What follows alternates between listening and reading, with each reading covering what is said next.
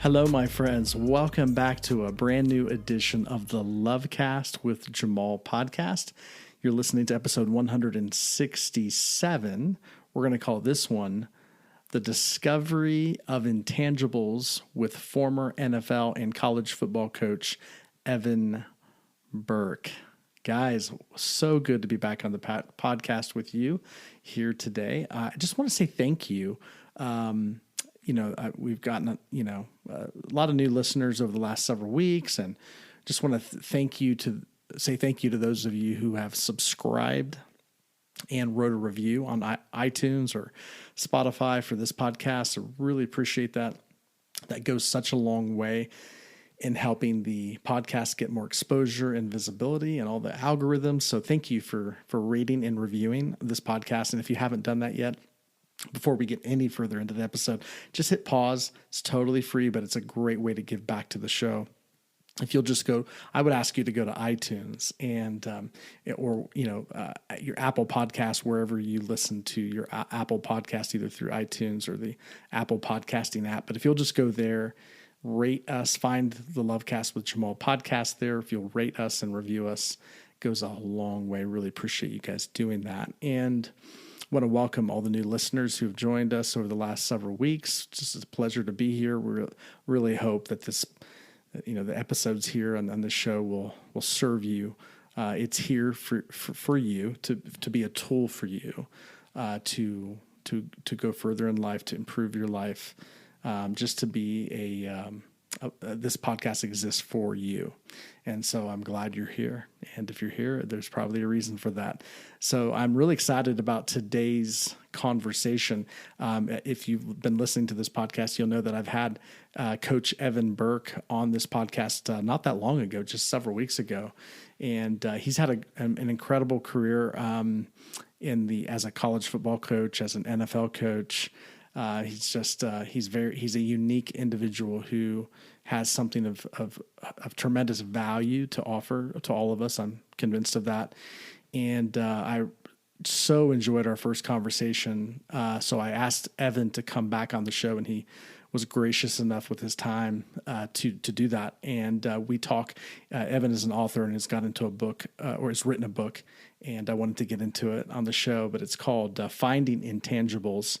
And what he's communicating in that book is extremely important for all of us. And as a life coach, I work with people all the time. And the intangibles are the quote unquote non-sexy attributes of a person's life, or even it's the process, right? The intangibles are things that most people ignore or they tend not to emphasize because it's the intangibles are things we may overlook.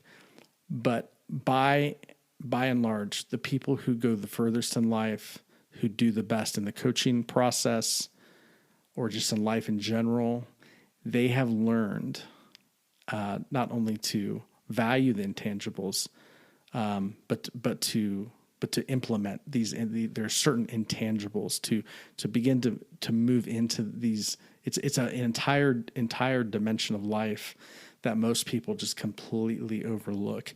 But in my coaching work, I really emphasize intangibles, right? And the intangibles are not something you can really. It's not something you can really teach, but we can illuminate them. We can shed light on them. And I think if we just become aware of intangibles, you can begin to move into those intangibles in your own life. But my encouragement is that you would take a few minutes, no matter what your profession is. You don't have to be a sports fan to get a lot out of this conversation. Actually, in whatever profession you're in, or just in life in general, if you will learn to see and value and appreciate the quote unquote intangibles, you will succeed in life. You'll go far in life. And so my encouragement is to really tune into this episode and ask the question, what is being communicated in this episode for me, and how does this directly affect my day-to-day life right now? So I want you to ask that question, and we'll get into the episode. So without further ado, let me introduce my secondary conversation with Coach Evan Burk. Hello, friends. Welcome to another edition of the Lovecast with Jamal podcast. I have just one of my favorite guests that I've had on back on the show, Coach Evan Burk. From listening to the intro who Coach Evan Burk is. But Evan, so happy that you joined us again for another episode. Thanks for coming back on. Yeah, Jamal, was really excited to join you again today, and I'm really looking forward to our conversation. Totally. Well, one of the reasons, first of all, on our first conversation that we had, I really enjoyed and just thought it was thought-provoking in so many ways, the conversation that we had. Okay, so in this kind of quote unquote, if you want to use the label spiritual, more mystical kind of conversations that people have, there is this, especially when it comes to Eastern ways of thinking, yoga, there's a lot emphasis on process. There's an emphasis on really like letting go of expectations, letting go of trying to get somewhere in life, but really just embracing life as this moment, embracing the process. That's kind of typical conversation, and it's that you have in those circles. But what I found intriguing was that in the athletic coaching world, or the athletic coaching conversation, which is obviously where you come from, obviously, being a coach at every level up to the NFL, the things that you were saying in that, and again, I'm just not as familiar with that world, but it seemed very unique to me, like to emphasize. Now I know that championship level coaches emphasize process, but just the angle you were coming at it, I thought was really unique. And I really, really enjoyed the conversation. So, I think we got into it so much that we didn't even talk about a really important thing that you have out in the world, which is a book. And that's why I thought, hey, you know what, we need to have a secondary conversation and talk about your book and what you're communicating.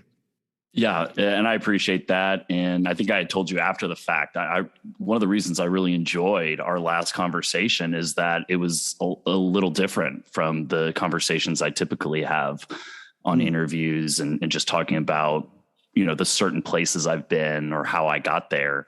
We were really kind of getting into more of the attitude and the mindset and some of the personal development things that I was going through. And it was just a really cool conversation for me to have, because I don't get to explore that side too often, just being in kind of the performance driven world. But you hit it on the head. A lot of people, a lot of teams, a lot of leaders tend to focus on the results. And as you mentioned, the championship coaches, the championship teams, and really kind of the best out there, they are dedicated to that process. Now, that doesn't mean they don't measure themselves against other results. That doesn't mean they don't exist in a results-oriented world. But you do find this common trait that everybody is focused on the here and now and doing the best that they can within their own process. So a really fun conversation last time, and looking forward to continuing it. Interesting. Yeah, totally. Well, I find it, here's what I find interesting is that in the coaching world, or like, let's say football, college football, for example, there's a few great, really like extraordinarily great programs or great coaches that tend to just hit championships time and time again. You would think that everybody would do what they do. You would think, right? But that's not, correct me if I'm wrong here. It seems that that's not actually the way it works, right? I mean, the majority like to be so focused on the process, so detail oriented. You would think, oh, if it works for Nick Saban, if it works for, you name it, then why don't we all do that? But that's not the case. Most people tend to follow trends, even if the trends aren't producing results. And that's one of the things to kind of get into just a little bit of the focus of your book. There's a trend, right? And that trend is that we think that in order to have a winning organization or a winning team or whatever, like it's all about talent. You find the best, most talented players or individuals, and then you just get them at all costs. It's because you see the physical, tangible results as far as like what they can do. If it's not like on a football field, what they could do with the football and their speed and their, agility and all these other metrics. But emphasizing again what I thought was interesting. Okay, in your book, your emphasis is not that, which is uncommon. So can you talk a little bit about that? Like, what prompted you to write this book? How did you even get into it? Like, did you know, was this book always in you? And when did it like, just your own process? I'm always curious talking to authors. When did it click for you in which you said, I need to write this book? Well, first, I just want to address real quickly what you were saying before in terms of the coaches, the best coaches out there, and why isn't everybody doing this? I think a lot of people look at those leaders or those teams and they want to emulate what they see. But what you don't see is that behind the scenes, everything is connected. And, you know, when Nick Saban is up 40 points in a big game, in the second team, the young freshmen are out there and they make a mistake, you know, the camera always pans to Nick Saban and he's going crazy, right? Even though they're up 40 and they're going to win this game very easily. And it's because like he holds everybody to high standards and he holds everybody to the same standards. And so a lot of people look at it and they think, well, Nick Saban has the best players. But actually what Nick Saban has done is not only get the best players, but the best players that have the aptitude and the attitude to succeed in a highly competitive environment. And I think to reference my book and not saying that I'm Nick Saban, but I think I started to see commonalities in the teams that I was looking at and opposing and studying, and also in my own experiences where teams I felt that I was coaching on fell short, and also were teams where I had a lot of success on really excelled. And I think that early on in my career, you know, for those that didn't listen to our last conversation, you know, when I was 22, 23 years old, I got my first opportunity to coach in college. And I was just, I was just sitting in the rooms. I was passing out Chick-fil-A's. I wasn't, you know, coaching, but I remember sitting in those rooms and we would talk about recruits for a Division I college. And we would only talk about their measurables, the size of their arms, how fast they ran. And we would never talk about what type of family they had. We would never talk about what type of students they were. We would never talk about what their work ethic was like.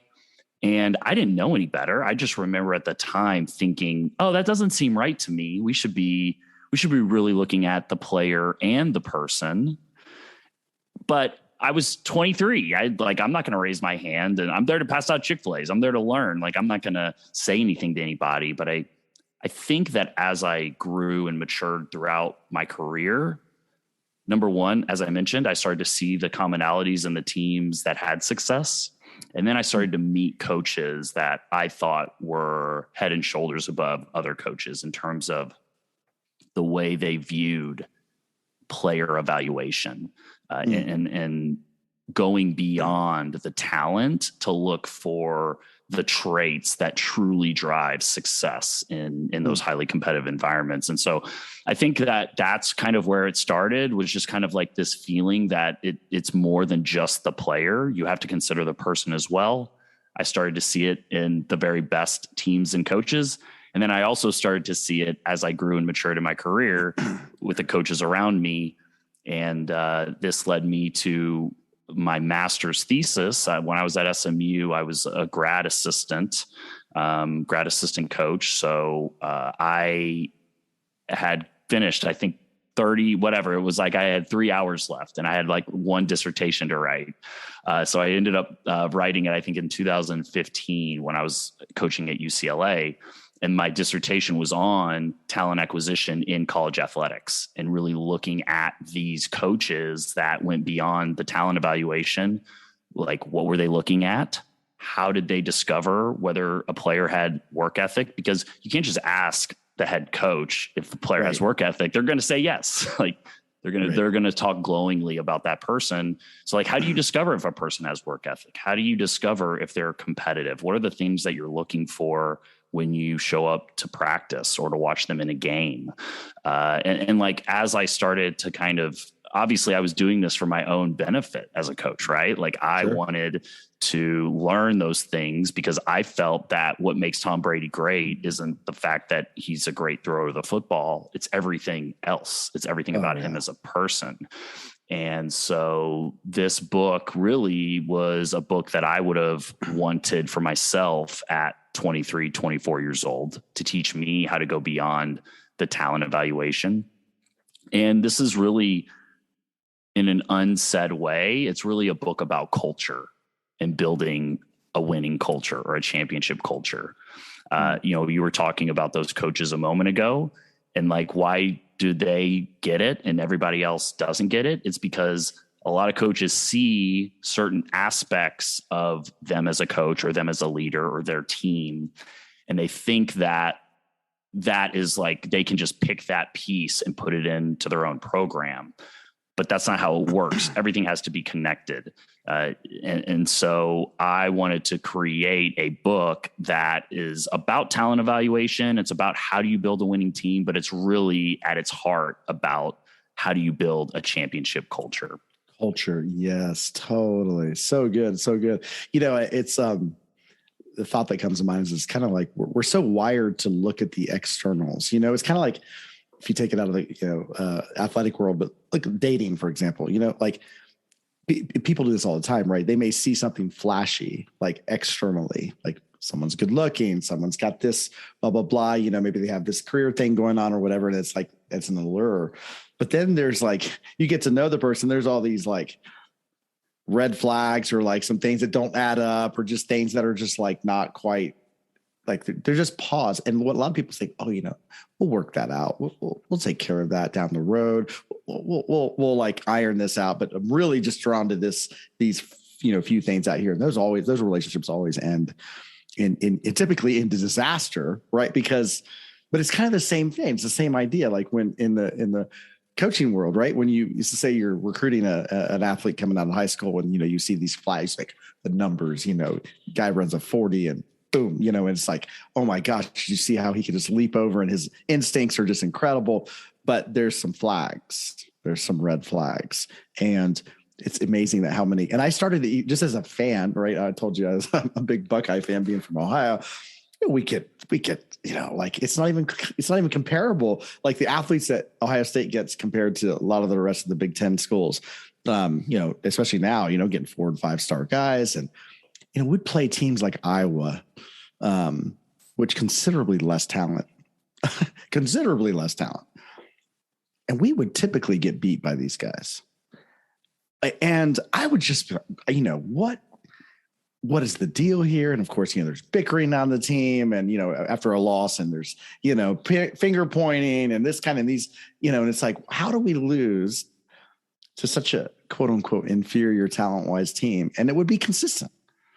And for a while, it doesn't happen quite as much as it used to, but it was a frustration. I remember, especially in the 90s, this was happening constantly. Ohio State was never performing to their capability. They would always lose that 1 or 2 or 3 games a year to inferior teams. And then, of course, the coaches we hear, like, these coaches are consistently winning 70, 80% of their games, beating people they shouldn't be beating because they're overperforming, quote unquote, overdeveloping these lower star athletes. But I was just aware, like, there's something going on here.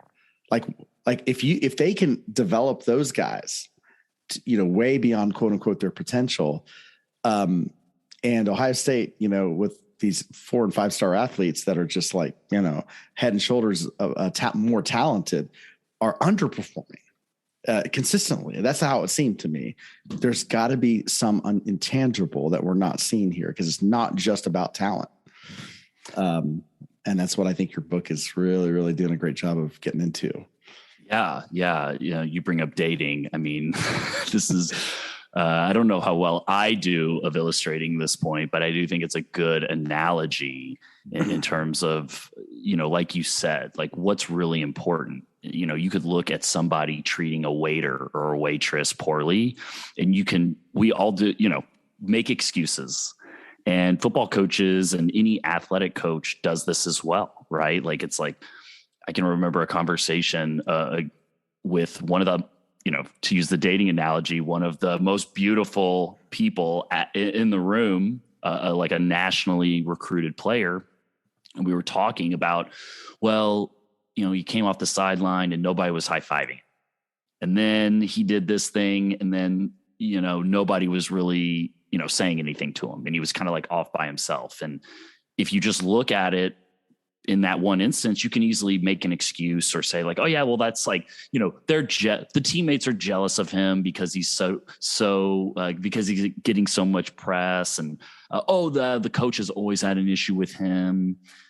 But part of my book, I talk about finding the story, and finding the story is kind of like understanding, okay, is this like, are we seeing just like the surface of what is a deeper pattern here?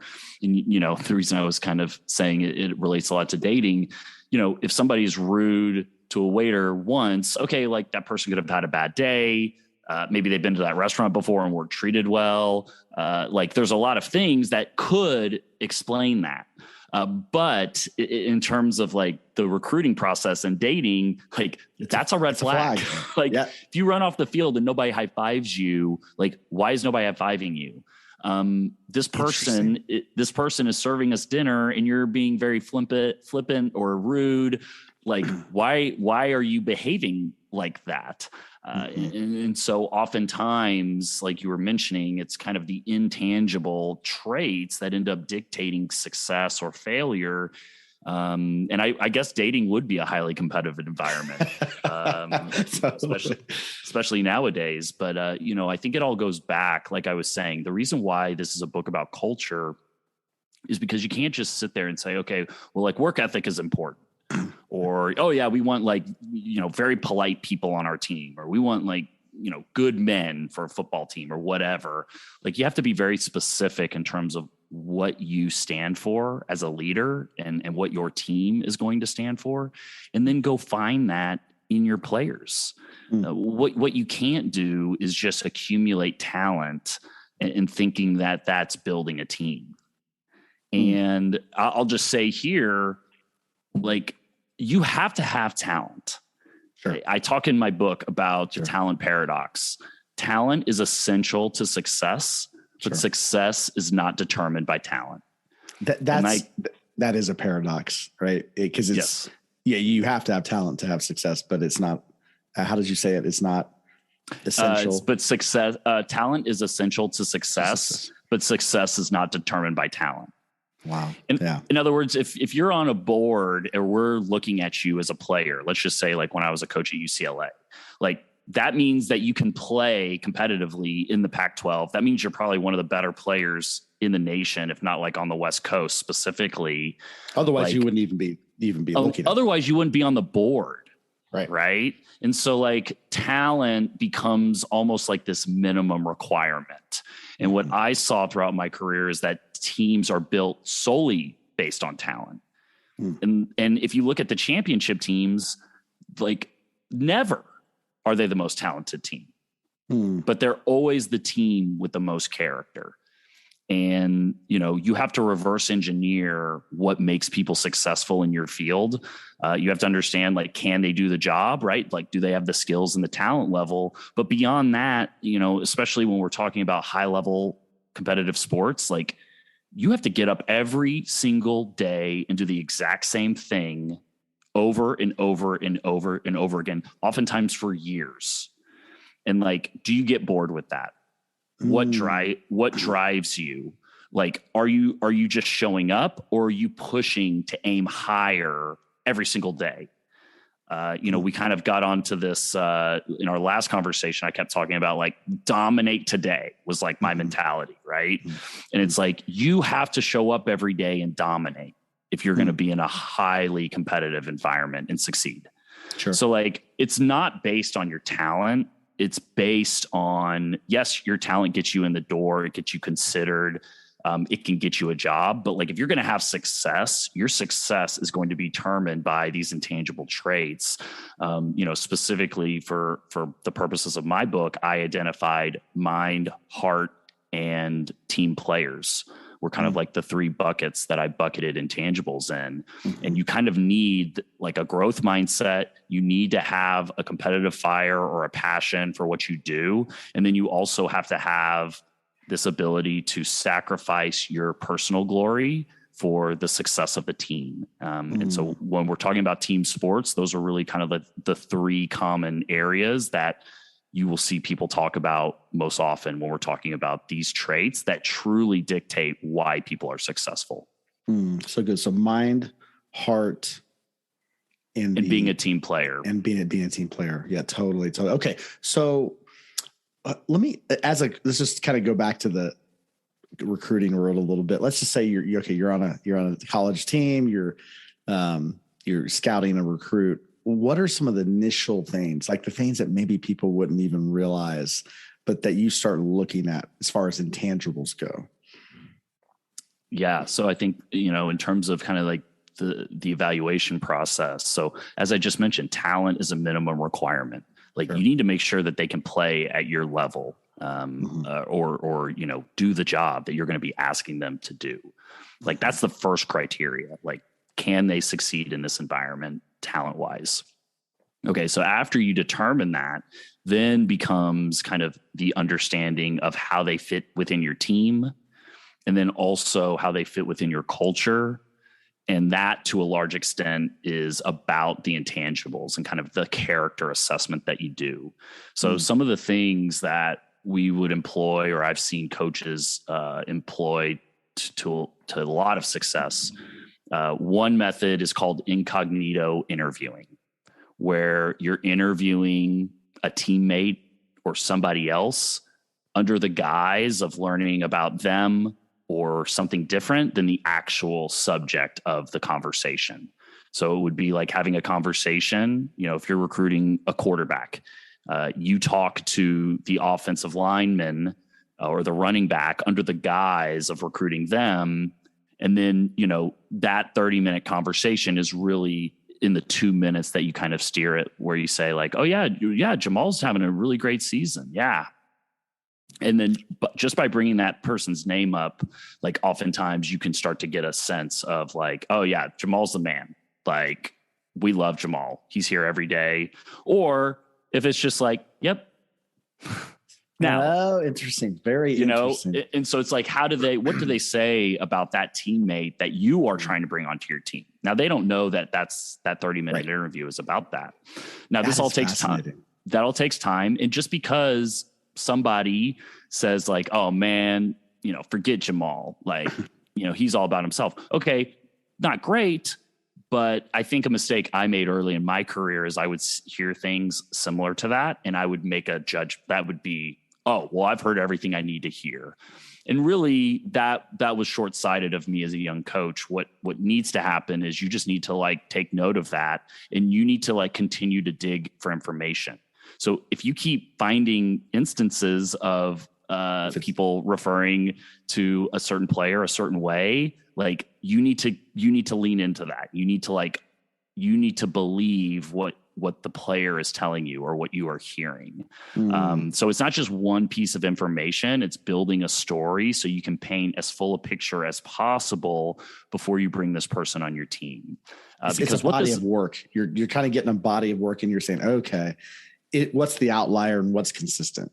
Right? Yeah, exactly. That is 100% what this whole process is about. Now, obviously, like if you're talking, if people in the audience there are hiring for corporate jobs, it's very different, right? Like you're on a 4 to 6 week timeline, or however long those timelines are. When we're talking about recruiting for athletics, if you're at a lower division school in college, maybe those timelines are 6 months. If you're at a big time school like Ohio State or Notre Dame or Texas, like that could be a 2 or 3 year timeline. Pros, it's the same thing. So it differs, but like you also have to understand kind of like the limitations within your process and kind of like how you can use certain things to your advantage. So I mentioned incognito interviewing. That's fascinating. I think there's another method in terms of invisible people. So like what I mean by invisible people, an invisible people or a person would be the waiter at the restaurant. It's the athletic trainer in a football facility.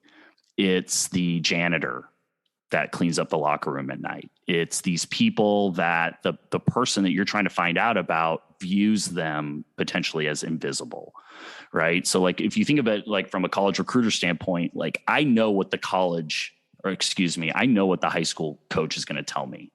The high school coach is going to tell me like, he's great. He's the best player to come through here in 30 years. He's a hard worker. We love him. I know he's going to, like, 100% of the time, that's what coaches say. But like, if you go talk to the academic counselor, that's when you're going to find who that true person is. I can remember one time I was recruiting a very talented player, and for the school I was at, like, he would have been it would have been a huge victory for us to get this player. When I showed up at the high school, I didn't go see the head coach first. The first place I went was the academic office. And, hey, I'm here to see, Jamal's academic counselor. Who is that? Oh, that's Miss Shirley. Now, it just so happened that, strangely enough, like, this young man, this player who I had seen on film and just been like in awe of his talent, was sitting there. Oh, interesting. He goes, "Oh, you're here to see, like, you're here to see Miss Shelley? I thought you said you were here to see, like, Jonathan something." I was like, "Oh yeah, I'm going to see him eventually. I just want to talk to Miss Shirley." He goes, "Oh, I'm Jonathan." I was like, "Oh, okay, cool, man. Hey, I'm Evan Burk. Nice to meet you. Saw your film. You're awesome." He's like, yeah. Why are you going to see Miss Shirley?" I was like, "Oh, I'm going to go in here and ask her about you." And he was just like staring at me like, why are you not going to see Coach Smith? Like, Coach Smith can tell you everything. And I was like, "Oh yeah, I'll go see Coach Smith." So I walk into Miss Shirley's office. "Hey, Miss Shirley, I'm Evan Burk. I only want to take a few minutes of your time. I'm recruiting Jonathan out here. And, really good football player. You are his academic counselor the last few years. What has your experience been working with him?" I'll never forget it. She goes, "Jonathan is challenging." Okay. Interesting. Wow. Now again, like, Right. you can take that. Look, I've been in a lot of rooms where coaches are like, "Look, I don't care what he's like as a student. This guy's a ball player." I mean, like, every coach has been in those rooms, right? Like, and sometimes you have to make exceptions. But like, if I'm going to recruit a wide receiver and I'm the wide receiver coach, and everybody on my board is a good player, right? Like, the player below Jonathan is a good player too. Sure. Now, Jonathan might have some athletic skills that not many people can replicate, but like, if Jonathan is going to be challenging the moment he steps on campus, which, by the way, he will be, 100%. He will be, because like, whatever Miss Shirley just had to deal with for the last 2 years, that's what I'm signing up for the next 4 years. Okay. Do you think I need the 10 out of 10 kid with talent, and he's 3 out of 10 in terms of like doing what I tell him to do? Or do I want the kid that's 7 out of 10 talent, but like, he's going to be there every day. Everybody's going to love him. He's going to have a positive value add to every human being he comes in contact with. So oftentimes, like, these people who we don't think matter, or who someone you're evaluating might not think matters, like, can often tell you kind of like the true character of that person. And the same can be true, like, if you're on a job interview and the limo driver, I've heard examples of limo drivers, or, whoever the driver is actually working for the company. Oh yeah. Right. And it's like, they want to see how you're treated, how you treat the front desk person. How are they kind of like in those moments, walking between meeting rooms within the interview process? Like, those moments can seem fleeting, and it's easy to overlook those. But I think oftentimes that can start to really kind of paint the picture. Because like, when I'm standing face to face with a recruit, he knows he's standing face to face with a coach. Like, he's going to put on a certain front.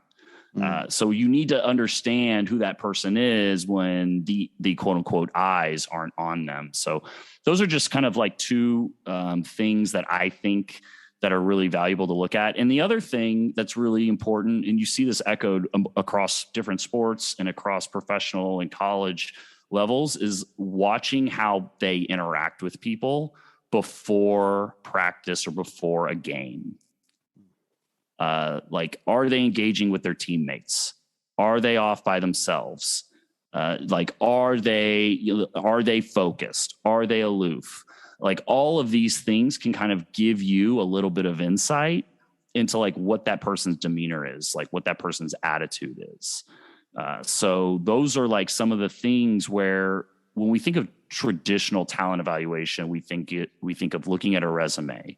We think of watching somebody's film. We think of all these other things that are related to talent, and you need to do that.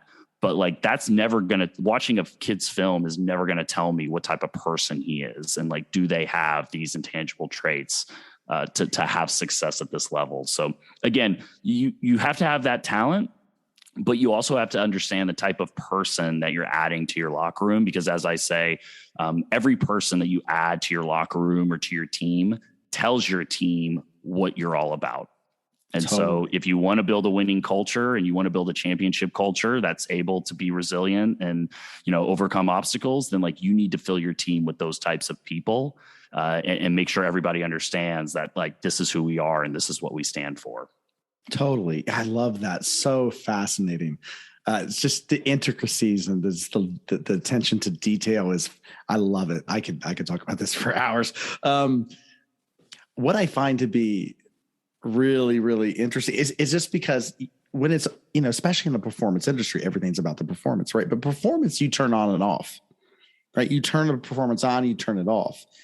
But who you are is not something you turn on and off. It's who you are, right? It's energy. And somebody put it this way: energy doesn't lie. The energy of your essence, of your being, it just is what it is.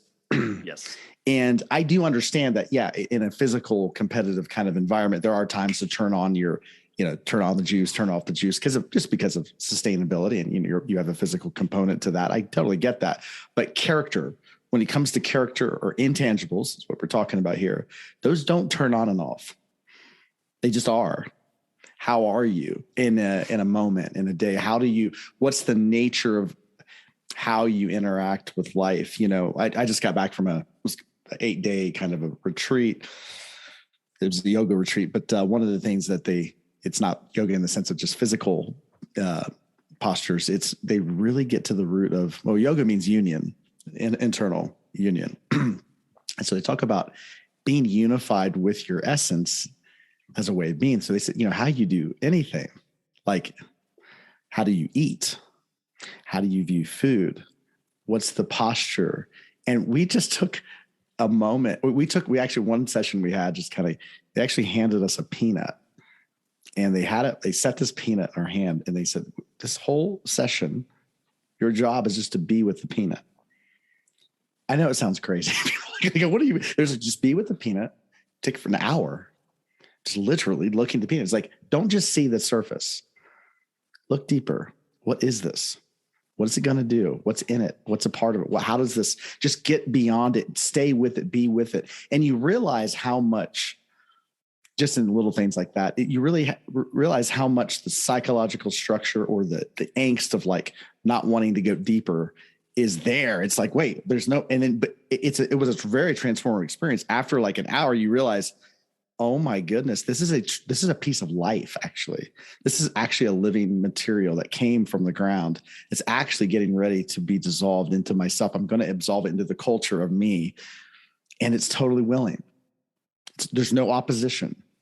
It's just like here. And like to be with that and to enjoy that process. And I just thought, okay, this is obviously a metaphor. This is not just about a peanut. This is about being with life in such a way, in a manner. And then I started thinking about it, and I was thinking, what if this peanut has resistance to the process? What if this peanut was like, no, I don't, obviously it's kind of ridiculous, but like when you think about it with a person, I think about it with teams though, right? So you're asking a person, a person who has skill sets, just like a peanut has all these intangibles, has this talent, or if you want to equate it this way, it has all this, it's got protein, it has this, it has all these things. But what we're asking it to do is to become part of me, something that's so beyond itself.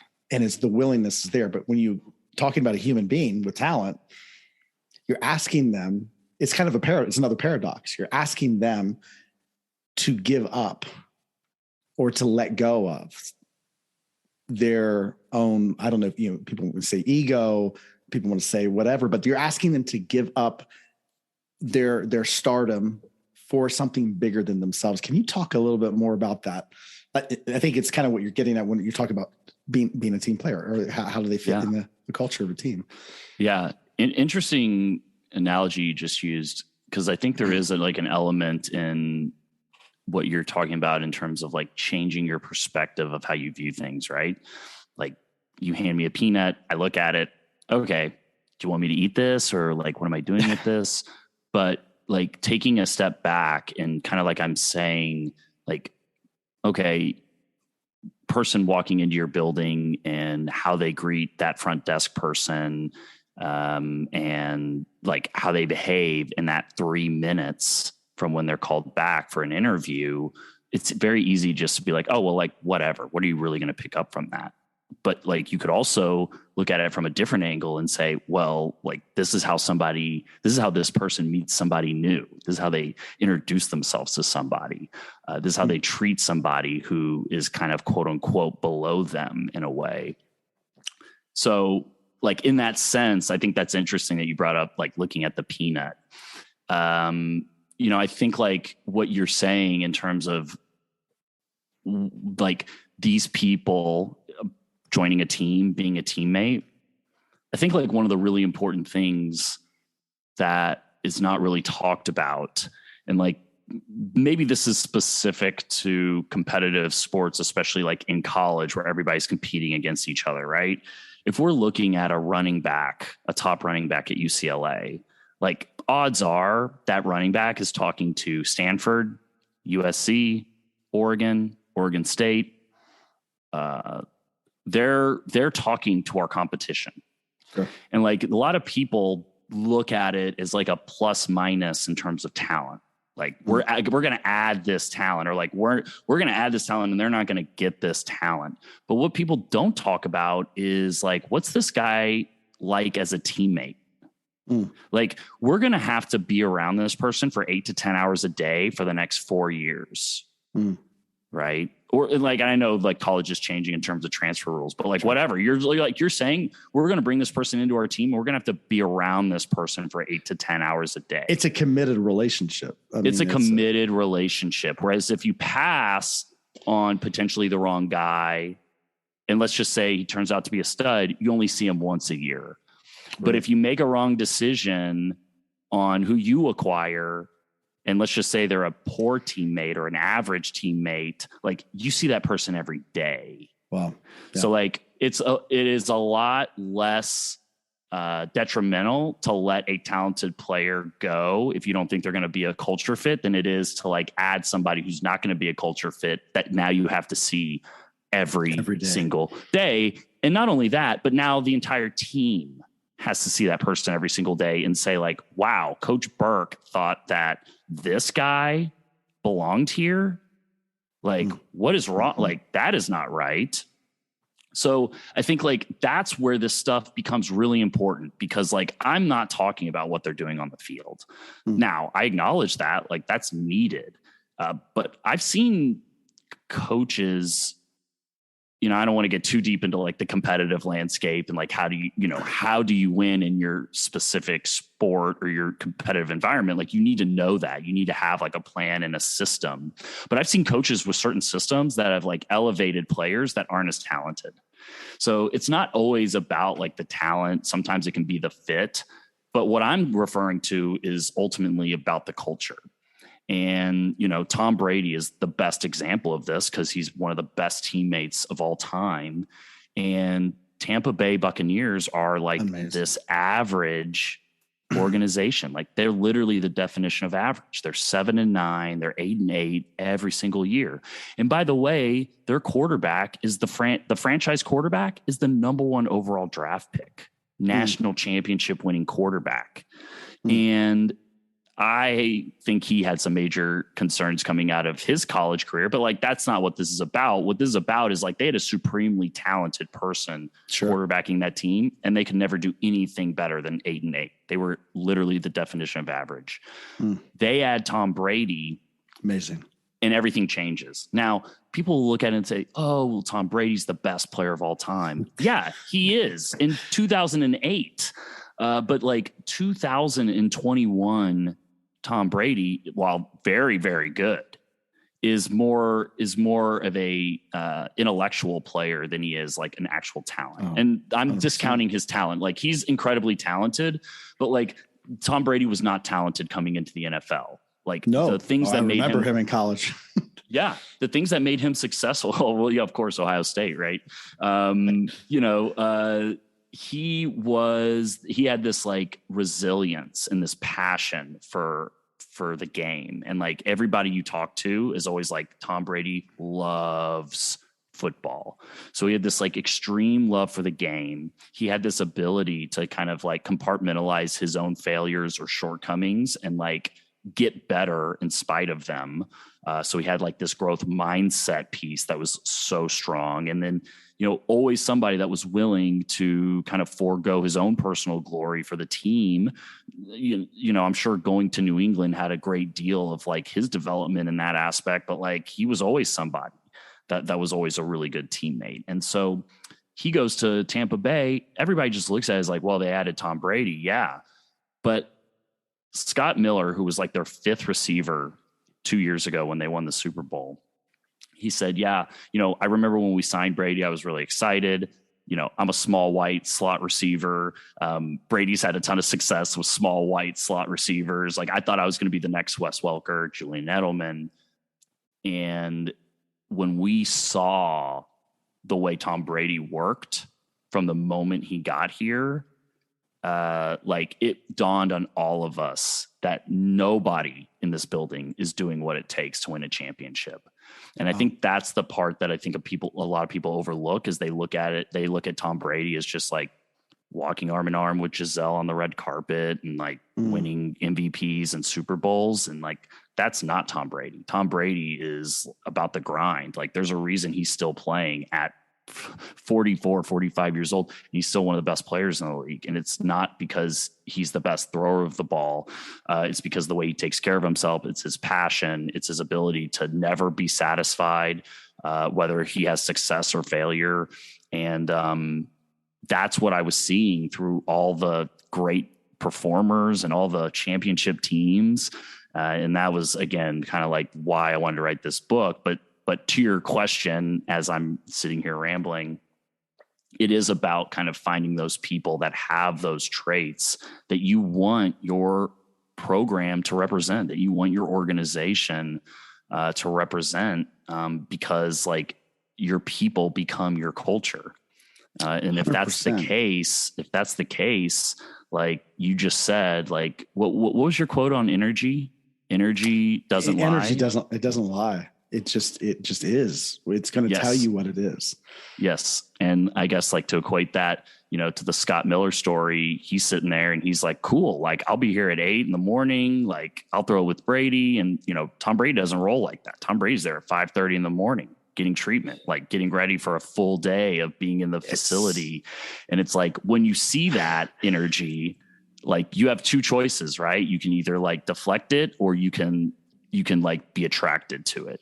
And it's like, that's the true power of the Finding Intangibles process and approach, is really kind of building your team with a character-based approach to building teams that can have success regardless of whether they're winning or they're losing, that everybody, for the most part, comes from this same type of background and possesses these same type of traits, or has those traits elevated by those around them.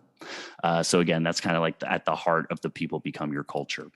So good. Thank you so much. That's gold. I think about what you're saying here is you're talking about an intangible, right? So like with Tom Brady, and I've heard this also even about someone like Tim Tebow, who isn't, obviously, people would say, oh yeah, he's not a good quarterback, didn't have good mechanics, all these different things, not really a natural but people would say on the teams that played, its teammates would say, you're better because of this guy on the team. Like, everybody wants to, and nobody can really quantify like why. They're just like, they want to be better. They're like, he's like, just the presence of this person makes us all better. And of course, Tom Brady, what you're talking about with Tom Brady is like, there's some intangible. It's like you have to get lost in, not in a negative way, but you almost have to get lost in the process. Like, there's something about these people that are so into this moment, what's happening right here. They're just full in, all in. It's all of themselves. But it's sustainable. That's the thing. So often it's not sustainable. Why? Because it's about, again, come back to the energy. If it's a performance, it's not sustainable. It's just not. It's the nature of performance, right? You can turn it on, turn it on. You have to, it's limited. But if it's coming from essence, your beingness, like it's just who you are because you have learned to go beyond the shell. And one of the things that, part of the conference, one of the things it was like a topic of this conference I just got back from, they said, there's a difference between persona and presence. And I thought that was interesting. And they kind of said, is that, the stronger the personality, the more challenging it will be for you to experience presence. Because the persona is like a shell. It's like the outward, it's kind of like the shell of the peanut, right? What we really want is that what's inside that shell. We want to crack the shell. We want that peanut out of it because that's the goodness. That's the essence. But the shell is kind of like we develop these psychological structures, this persona, this way of being. A lot of it is just programming, right? Unconscious, subconscious beliefs. A lot of it is just, my experiences, traumas, even. And this is kind of the shell. And, in order to compensate, some people will develop a really powerful, strong shell. And it works, right? It can get you somewhere. But it's not sustainable because it's not actually true to the essence of who you are. And to get beyond the shell, you find out what a person's made of in beyond it. And so there's a lot of, we spend a lot of time just physically just being broken down in this process because it's really not, you realize like my body has limits, these things, it can be really exhausting and excruciatingly painful, but there is a intangible essence that you begin to experience when you get right beyond that. And you realize like, oh my goodness, there's a power and a strength here that's not rooted in, you almost lose yourself. And then what I've noticed is you can be totally dialed in that you can sit for an hour looking at a peanut and observing all the intangibles of that peanut that you don't see on the surface. And it's almost effortless to do that because you now have lost yourself in the process of being in this moment. And, if you equate that, like take that into an athlete, like you have to lose yourself to get up and do the same thing every day, to like be a part of like this routine, this thing that we're doing that's just like mundane and everything. Like you almost have to let go of any expectation or trying to get somewhere or trying to do something. And you just got to be in the process. And it sounds like Tom Brady's really mastered that, just really tapped into that essence where it's just like someone may look at that and go, how the heck can you do this every single day and just be so detailed? But it's like he's gotten beyond the shell of his psychological structure and gotten into the marrow of who he is, which is presence. Right. And that presence is like it lingers beyond yourself. It's kind of like a flower. They use the example. A flower could be here at this, you could have a flower right in front of you and that's where it's at. But there's a fragrance with that flower. And if the wind carries it, now the flower is everywhere. The essence of that flower can spread throughout an entire room. Now I like that. That's presence. Yeah. So the presence of Tom Brady can maybe here right now having, going through this practice, but his fragrance spreads throughout the entire team. And that's what we're talking about here. This is interesting. It makes me think, I heard someone describing leadership one time, and it's very similar to your persona versus presence. They were saying that a lot of people think leadership is charisma, and it's about like how other people like feel in your presence. And it's not so much, and I don't mean to use the word presence, but it's not so much about like how people feel about you. It's more about how you make them feel about themselves. Yes. And yes. Like I've heard stories of Tom Brady walking up to rookies. This is in the last few years, like walking up to rookies and like being the first one to introduce himself. Now, again, this whole conversation is about intangibles, and you can easily just say like, well, who cares? Who cares who introduces themselves first? But like, I can tell you that matters. If you're 22 years old and you've never played in the NFL before and you look across that locker room and that's Tom Evan Brady getting dressed over there, and like, I'm not going to go talk to him. He's the greatest player of all time. And that guy, they were kids growing up watching him play. They were kids. This guy's my idol, or like, I've watched this guy my whole life. And for him to like walk over to those guys and say like, hey guys, I'm Tom. It's like, well, yeah, of course we know, we know who you are. You're the greatest player of all time. But like, he doesn't have to do that. And like, it's very easy to dismiss that and just be like, oh yeah, well, Tom's like a great guy. And like, that's just who he is. He's nice. It's like, no, that's not about being nice. That's not about like being kind. It's about kind of like leaving this trail of excellence everywhere you go.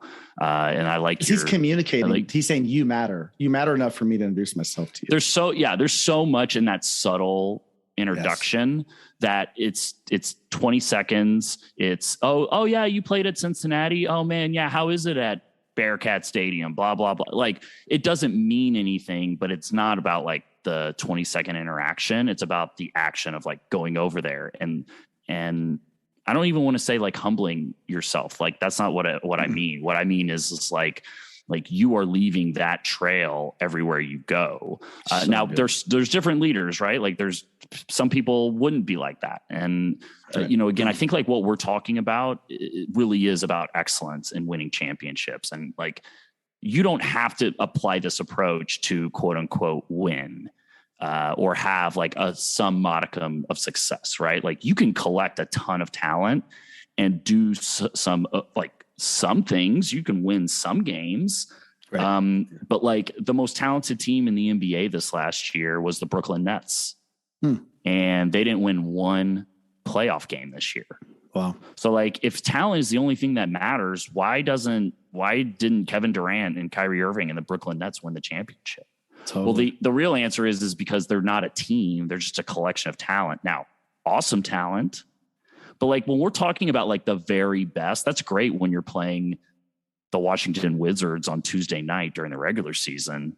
But like, we're talking about playing the Boston Celtics. We're talking about playing the Golden State Warriors. We're talking about playing like these great team culture built organizations. Like, you're never going to win. And that's like 100%. What you see time and time again. So I like your flower analogy, Jamal. That's some good stuff. Like leaving your, it's not just like where you're planted. It's like the fragrance you're leaving. And yeah, I like that. I like that a lot. But I think you see this in the great leaders and teams too. Totally. And fragrance is something that we all have, but to really access it, you have to go beyond the psychological structure that's been created, just the hard shell. And here's a question, I guess, because character, so talent is something that it's either have it or you don't have it, right? It's not something you can tweak and develop. But I mean, talent is just, it's like, okay, you come into the world with it, or you have it or you don't have it to some degree. Can you teach intangibles? How do you cultivate intangibles and what has been your experience with like maybe that's not, maybe some of these, like, so with Tom Brady and, how they approach people, how they treat people, how they, the nature of their energy, right? It doesn't lie. How do you cultivate that in other people that may not be their MO, so to speak? Yeah. And, this is like, obviously the book is about building teams, right? So like, ultimately when we're talking about this, just to start out with, like, you're making a choice.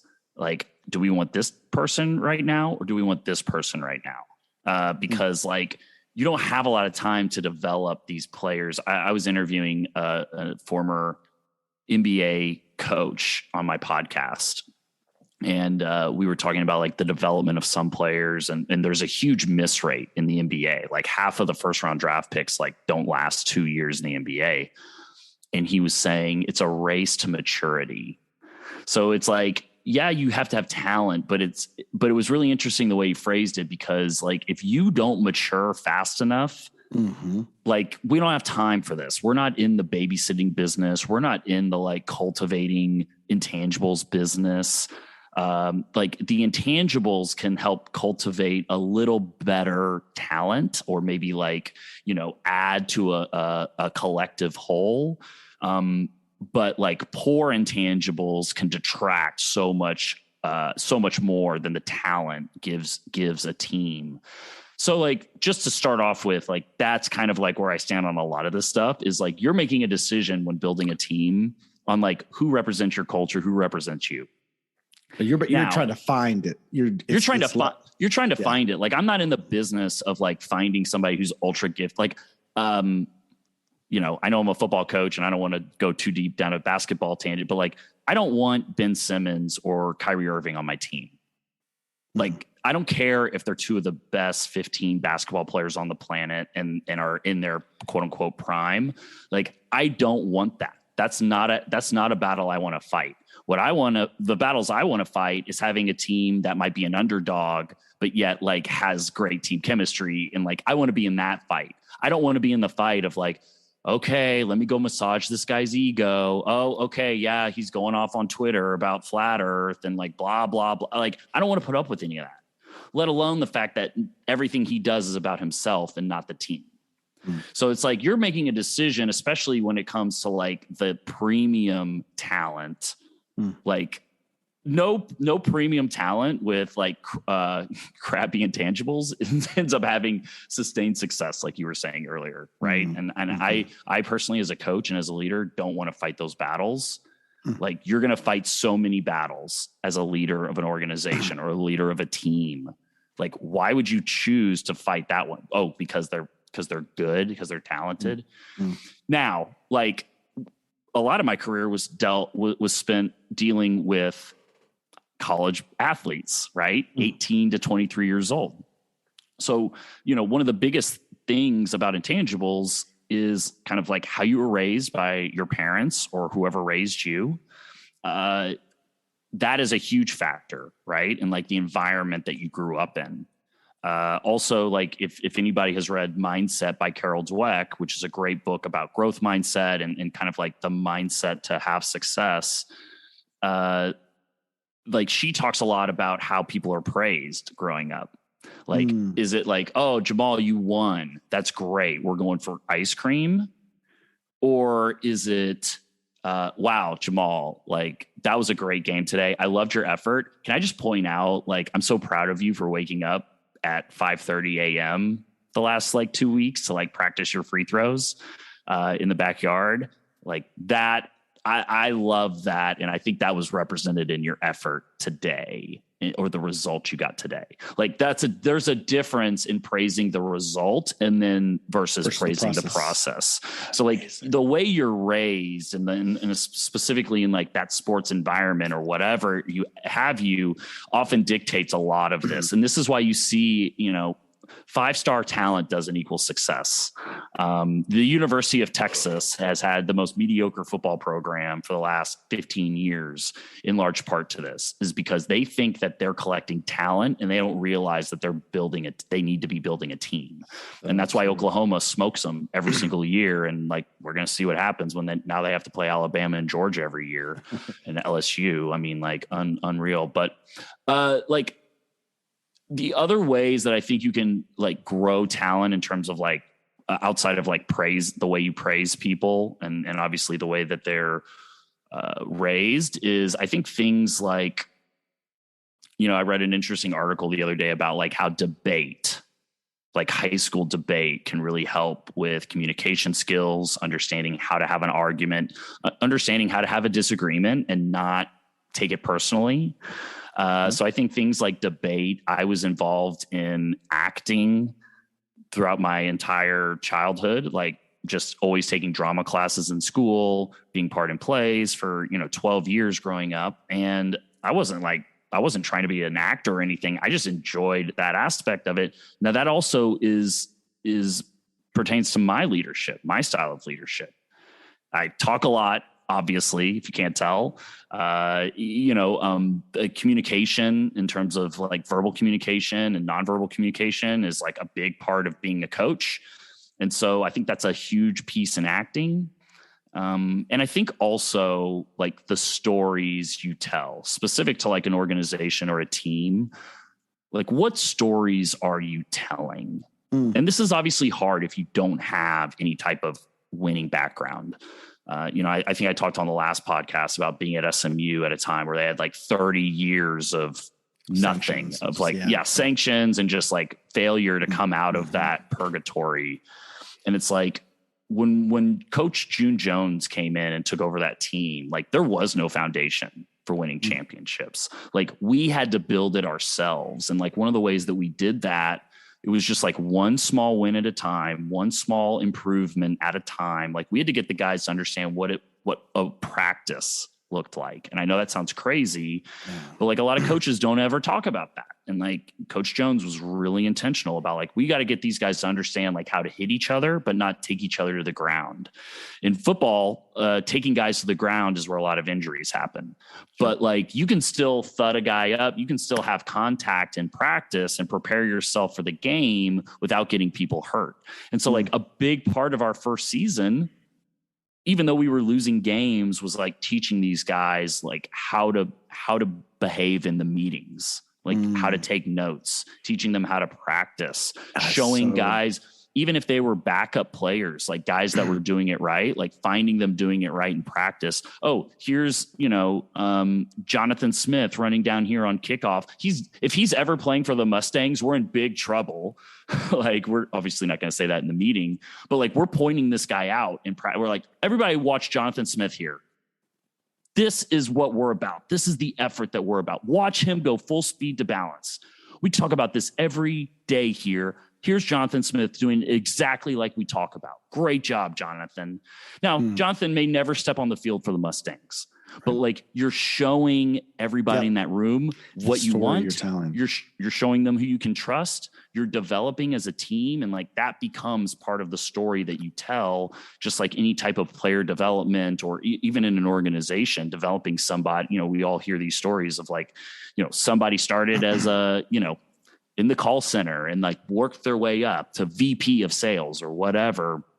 It's like, those are the stories you need to point to say like, this is what we're all about. While at the same time, making sure that everything stays in alignment. Like, are these still the core values of like what we want to represent? So it has a lot to do with the way that you structure your environment. It has a lot to do with the way people are raised. And it also has to do with like the collective intangibles.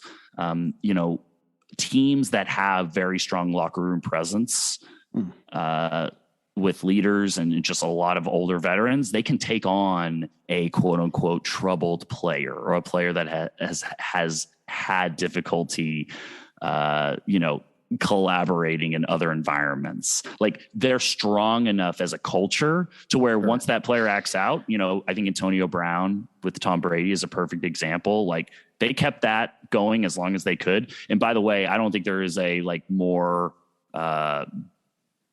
there is not a case of like high talent and low intangibles than Antonio Brown, the wide receiver for the Bucks. Sure. And it was like the moment he acts out, there's very few people on this planet that could rein him in. But Tom Brady's one.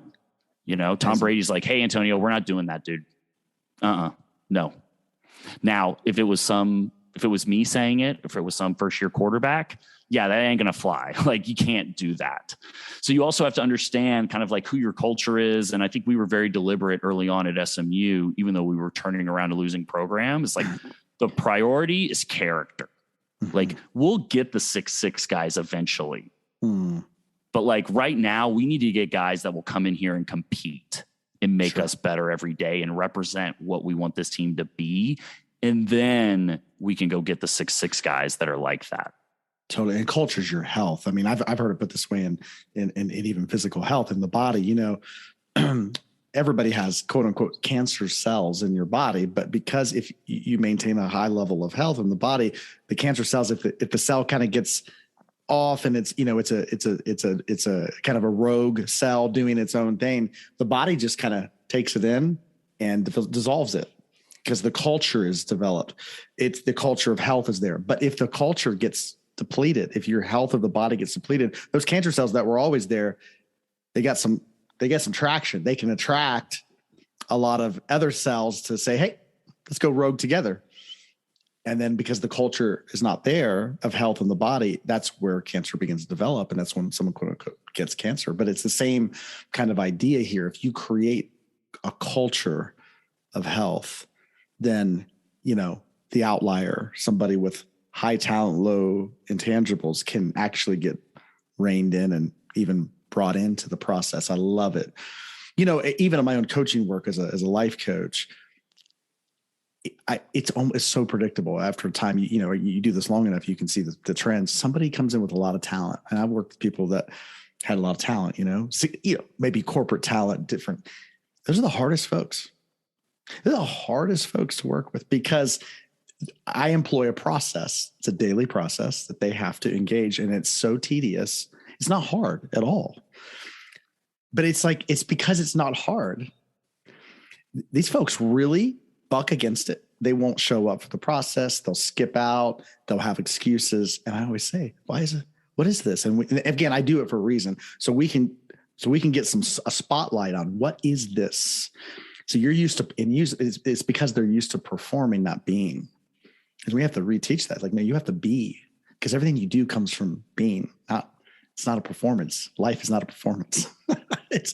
This is why those high performers have a tough time, is because they've spent their whole life career being 5-star talent, and everybody's always praised them on how great they are, based on results.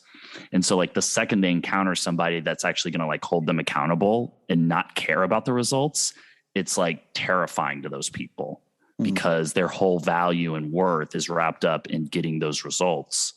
And like, if you want to continue to push higher and be and reach your potential or blow the top off your potential, like you need somebody that is going to hold you to those high standards and hold you accountable. And that can be really tough if your whole career you've been told about how great you are. And people have let you kind of get by. But this is kind of like what I was saying earlier with the 5-star talent doesn't always equal success. And a large part of that isn't because they don't have the talent. They're definitely talented. It's the human factors. It's the person that fails more often than not.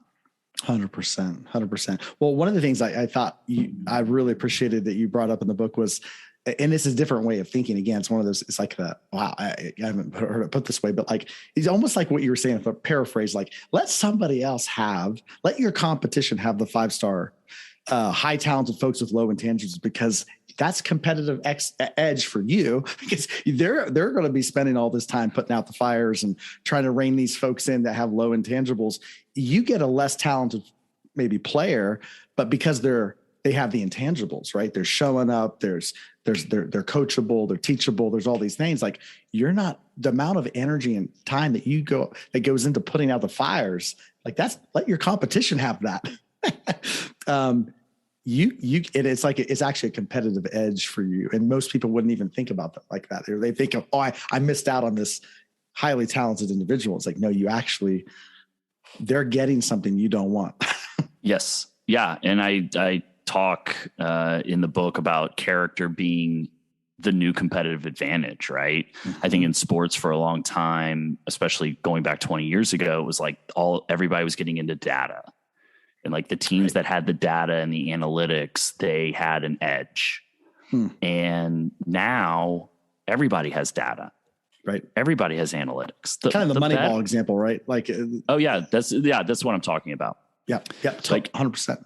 Everybody knows that if you hit X amount of 3-pointers in a game, it's more beneficial than just, playing the kind of old style of basketball. Same in baseball, same in any profession, right? And if everybody has data and they all have the analytics, now it's not a competitive advantage anymore. The new competitive advantage is going to be building teams of character, and specifically teams that have the character of the type of culture that you're trying to build. The Golden State Warriors just won their 4th championship in 8 years, and they've done an amazing job. And Steve Kerr, when he took the job, he'd never coached before. He had obviously been successful as a player, always been around basketball. He came in and instituted 4 core values that were kind of like central to him and his leadership and what he wanted his program to represent. And number 1 on that list is joy. Joy. Beautiful. And even if you're a casual basketball fan and you watch the Golden State Warriors play basketball, like, it's impossible not to notice that they play with a contagious joy And a lot of this is because of their best player, Steph Curry, is also just happens to be the most joyous professional basketball player in the history of the game. But that's the power when you have a culture that you're trying to instill and you have people that align to that culture, and even better still, when you have your absolute best player or the most talented people in your organization fully 100% aligned with the type of team you're trying to build. That's when you get something special. And I think that's what this whole book is about. Like, Yes. I'm not in it to win a game. I'm not in it to have like one good season. Like, everything in this book is about how do you build a championship culture. And like, I look at teams like the Golden State Warriors, and I'm like, that's what I'm trying to build. That's what every leader should be trying to build. And you don't do that by collecting talent. You do this by collecting players and people with character and using that as your competitive advantage. Oh, totally. And I love it. And I think about like, so your book, Finding Intangibles. So it's about actually having an eye for it, right? To look for the intangibles. Because I just don't think we have an eye. I don't think in a lot of professions, doesn't matter what profession it is, we're so talent focused. We're not looking for the intangibles. But think about all the problems we're facing in the world, like to look at it is almost always not from a lack of talent. It's because of a lack of intangibles. Let's look at the world of politics for a moment, right? Folks in office making very important decisions. So much of the problems, whether it's domestic or international, even leading to things like war, these things, we think it's not that big of a deal, but like, the character of a person, like, are you driven by the betterment of something larger than yourself? Just that internal motivation, or is this just about you? Is this just about you attaining to some position of excellence just so you can have some accolades? Or if this is about you, you will destroy a lot of people and a lot of societies in the process to get where you want to go. But if this is about betterment, if this is about if you have someone driven by the intangibles of losing yourself for the betterment of something larger than yourself, just think about how many problems we could solve in the world if folks thought like this or were driven by the intangibles. So what if there was, in the political world, there were people who were looking for folks with intangibles, finding the intangibles to recruit those folks into these positions to run for office? This is one example, but it could in healthcare. It doesn't matter what the profession is. If we actually had an eye for the intangibles, we could literally solve most of the problems that we are facing as a world today. I'm convinced of it.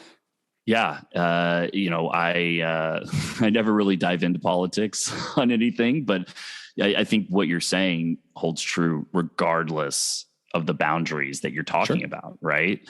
Like it just, again, I know we started off kind of like talking about dating, and I think like if you look at your own personal life, it holds up so true.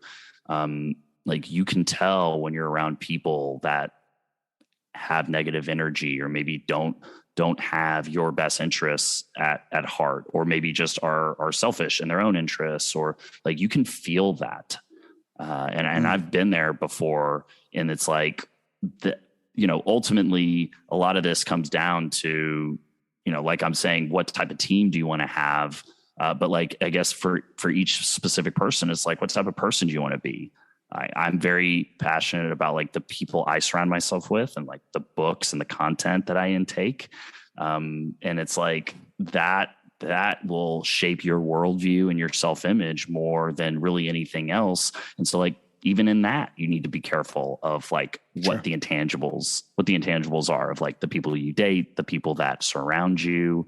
And we don't always have a choice, like when it comes to work.